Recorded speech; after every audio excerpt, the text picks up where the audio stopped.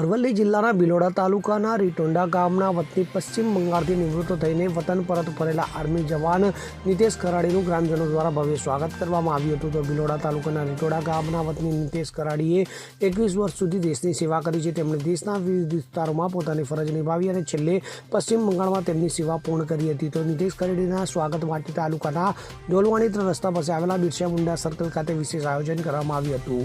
તેમણે બિરસા મુંડાની મૂર્તિને પુષ્પાંજલિ અર્પણ કરી અને ત્યારબાદ પરિવારજનો અને ગ્રામજનોએ તેમને પુષ્પમાળાથી નવાજ્યા હતા. તો સ્વાગત સમારંભમાં ડીજેના તાલે દેશભક્તિના ગીતો વાગ્યા અને બિરસા મુંડા સર્કલથી રીટોડા સુધી ભવ્ય વરઘોડો નીકળ્યો હતો. નિવૃત્ત થયેલા આર્મી જવાન પોતાની દીકરી સાથે ખુલ્લી જીપમાં બેસી લોકોના અભિવાદન ઝીલતા રહ્યા હતા. તો ગામમાં પહોંચ્યા બાદ ગ્રામજનોએ તેમને શુભેચ્છાઓ પાઠવી હતી. તો આ કાર્યક્રમ દરમિયાન મોટી સંખ્યામાં ગ્રામજનો અને પરિવારજનો ઉપસ્થિત રહ્યા હતા. Bureau report CN24 news.